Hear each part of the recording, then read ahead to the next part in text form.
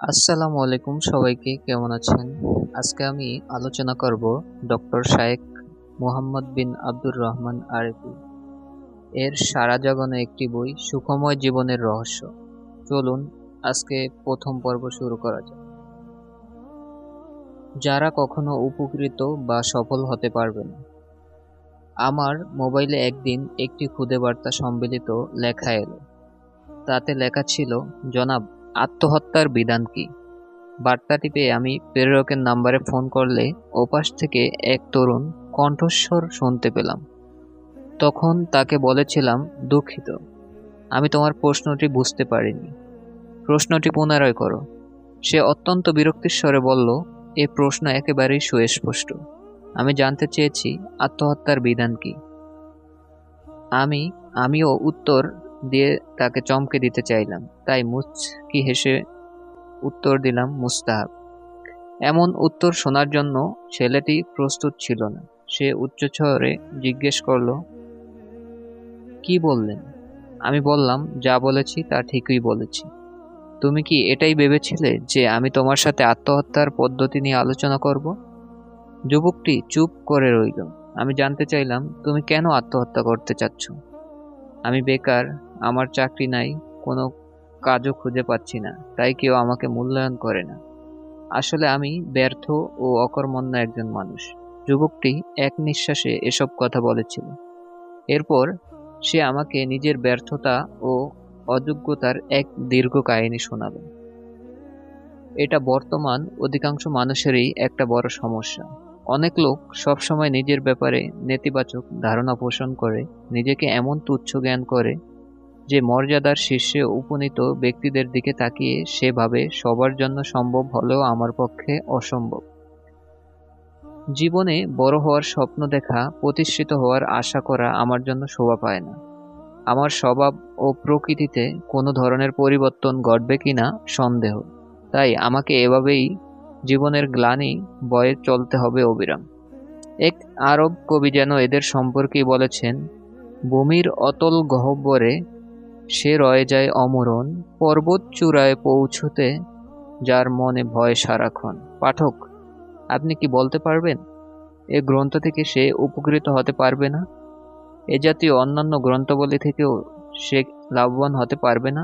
এ জাতীয় অন্যান্য গ্রন্থাবলী থেকেও সে জীবন পথের আলো গ্রহণ করতে পারবে না? যারা নিজ দুর্বলতার সামনে আত্মসমর্পণ সামান্যতেই ভেঙে পড়ে, ভুল আর অসম্পূর্ণতাকে নিজে নিয়তি বলে ধারণা করে, বলে এটা আমার স্বভাবজাত দুর্বলতা, এর তা থেকে পরিত্রাণের কোনো উপায় নেই আমার। এ স্বভাব নিয়ে আমি বেড়ে উঠেছি, তাই আমার স্বভাব পরিবর্তনের কোনো সুযোগ নেই। আর মানুষও আমাকে এমন পেতেই অভ্যস্ত। খালেদের বক্তৃতা করা, আহমদের মতো প্রফুল্ল থাকা এবং জিয়াদের মতো মানুষের প্রিয়ভাজন হওয়া তো আমার জন্য আকাশ কুসুম কল্পনা ছাড়া আর কি হতে পারে? যারা এমন ধারণা পোষণ করেন তারা এই গ্রন্থ থেকে কোনো ক্রমেই উপকৃত হতে পারবে না এবং এ জাতীয় অন্যান্য গ্রন্থাবলী থেকে জীবনের আলো গ্রহণ করতে সক্ষম হবে না। একদিন জীবন সায়াঞ্চে উপনীত এক বৃদ্ধের সঙ্গে বসা ছিলাম এবং তার জীবনের সূর্য অস্ত যাবার পথে। সে মজলিসে আরো লোকজন ছিল, অধিকাংশ সাধারণ মানুষ।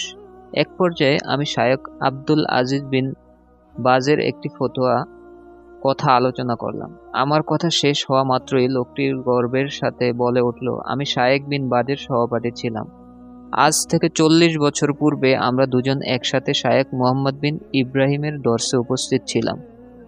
গভীরভাবে বৃদ্ধ লোকটির দিকে তাকিয়ে বুঝতে পারলাম, শায়েখ বিন বাজের সঙ্গী হবার কারণে তিনি অত্যন্ত গর্ববোধ করে তৃপ্তির ঢেকুর তুলেছেন এবং জীবন সংগ্রামের সফলতা অর্জনকারী একজন ব্যক্তির এক সময়ের সংস্পর্শে তিনি আজ নিজেকে মহিমান্বিত মনে করেছেন। আমি মনে মনে ভাবছিলাম, হে জীবন সংগ্রামের প্রবীণ মুসাফির, একজন সফল ব্যক্তির সহপাঠী হতে পেরে আপনি এমন গর্ববোধ করেছেন, কিন্তু নিজে কেন সফল হতে পারেননি? দুজন একই পথে হেঁটেছেন, আপনি কেন বিন বাজের সমান গন্তব্য পৌঁছাতে সক্ষম হননি? যখন শায়েখ বিন বাজ ইন্তেকাল করেন, সমগ্র পৃথিবী তার জন্য কেঁদেছিল। সবার চোখ থেকে বেদনার অশ্রু ঝরেছিল, সবার মাঝে শোকের ছায়া নেমে এসেছিল। পথে পথে, মিম্বরে মিম্বরে, মেহরাবে মেহরাবে, লাইব্রেরি ও গ্রন্থাগারে কান্নার রোল পড়েছিল। আপনিও একদিন মারা যাবেন, সেদিন কেউ হয়তো কাঁদবে না। সামাজিকতা রক্ষা করা ছাড়া কারো চোখ থেকে আপনার শোক অশ্রু ঝরবে না। এসব ক্ষেত্রেই অনেকে গর্ববোধ করে, অমুক মহান ব্যক্তির সাথে আমার পরিচয় আছে, তার সাথে আমার বেশ ঘনিষ্ঠতা, আমার ছাত্র জীবনে একসাথে পড়াশোনা করেছি। কিন্তু প্রকৃতপক্ষে এত গর্ব করার মতো কিছুই নেই। বরং তিনি যেমন সাফল্যের সর্বোচ্চ স্তরে পৌঁছেছেন, সে স্তরে পৌঁছতে পারাই ছিল প্রকৃত গর্বের বিষয়। তাই আপনিও সাহসী হয়ে এই ভূমিকা পালন করুন। আজকেই সফল হবার সুদৃঢ় সংকল্প করুন। নিজ দৃষ্টিভঙ্গি পরিবর্তন করে নেতিবাচক মানসিকতা বর্জন করুন এবং ইতিবাচক মানসিকতা পোষণ করুন। মলিনতাকে প্রফুল্লতায়, দুশ্চিন্তাকে সুচিন্তায়, কৃপণতাকে দানশীলতায়, ক্রোধকে সহনশীলতায় রূপান্তরিত করুন। দুর্যোগ ও দুর্বিপাক মোকাবিলা করে আত্মবিশ্বাসী বলীয়ান হয়ে সামনে অগ্রসর হন। আর জীবনকে উপভোগ করুন, কেননা জীবন খুবই সংক্ষিপ্ত। এখানে দুশ্চিন্তা করার সময় নেই।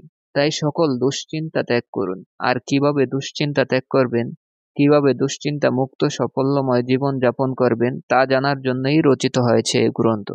তাই বলেছি, আপনিও এ পথ চলায় আমাদের যাত্রী হন। ইনশাআল্লাহ আমরা একসঙ্গে পৌঁছাতে সক্ষম হব সাফল্যের শীর্ষ চূড়ায়।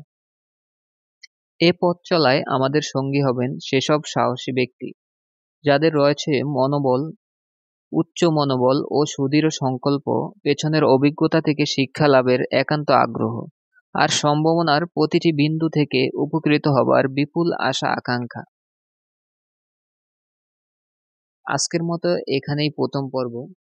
ইনশাল্লাহ আগামীকাল দ্বিতীয় পর্ব আসবে।